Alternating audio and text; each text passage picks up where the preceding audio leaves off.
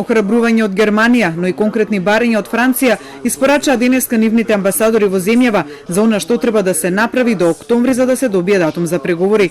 2 дена по заклучоците на министрите на Европската унија дека во октомври ќе се наврати на прашањето за датумот, чекајќи го Бундестагот да донесе одлука за тоа, пред Националниот совет за евроинтеграција германскиот амбасадор Томас Герберих упати оптимистичка порака.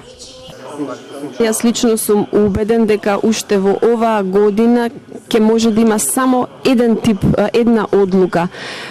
Тоа е да се започнат пристапните преговори со Северна Македонија согласно препораките на Европската комисија. Значи прашањето не гласи повеќе дали, туку кога тоа ќе се случи. Герберих и покрај тоа побера проширување на реформскиот процес од страна на сите за да се постигнат видливи резултати. Францускиот амбасадор Кристијан Тимоние пак испорача по конкретни услови за Париз да даде зелено светло за старт на преговорите, меѓу кои нов импулс во реформите од страна на владата, по функционално собрание, имплементација на законите, како и поголем придонес на опозицијата во реформите. Кога зборувам за реални работи, ќе кажам дека тука постојат најголемите загрижувања, затоа што сум овде да ви пренесам какви се размислувањата на моите власти. И вистинското прашање е поврзано со ефективниот карактер на спроведените реформи. Работата е завршена, ќе кажам дека не, затоа што предстои уште многу работа. Една од основните точки, а нема да бидеме сами, во кои што ќе се наблюдува и вреднува земјата, е постигнувањето на согласност за законот за СЈО.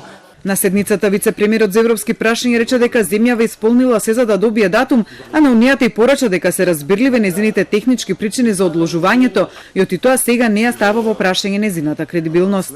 Тоа што ќе отвори потекне дебата за кредибилноста на Европската унија е ако не се почитува оваа одлука на Европската унија и во октомври нема да се донесе одлука за отварање на разговорите, тогаш навистина ќе имаме, би рекол, напад врз клучниот принцип и клучниот инструмент на проширувањето.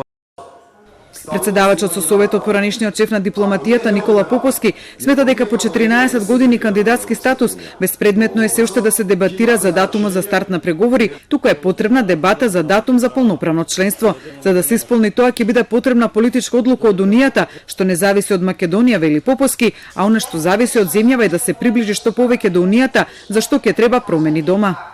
Се претворивме низ годините во една печатница на закони, со една таква брзина, мислам дека ни записничарите долу не можат да запишат колку закони се предлагаат и колку се менуваат и со каква брзина, а малку повеќе примена. Веројатно помалку маркетинг. Тоа ни е исто така сериозен проблем, бидејќи многу повеќе забави имаме организирано за почеток, за подготовка, за тунелот, за едно за друго, а многу помалку имаме реформи во пракса спроведено и дефинитивно нешто што само зависи од нас, некаква промена во однос на култура и јавна свест.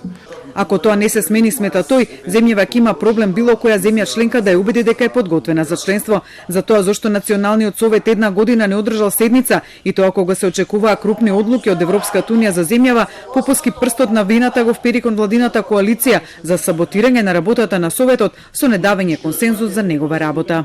За Република Македонија, но содржината на она што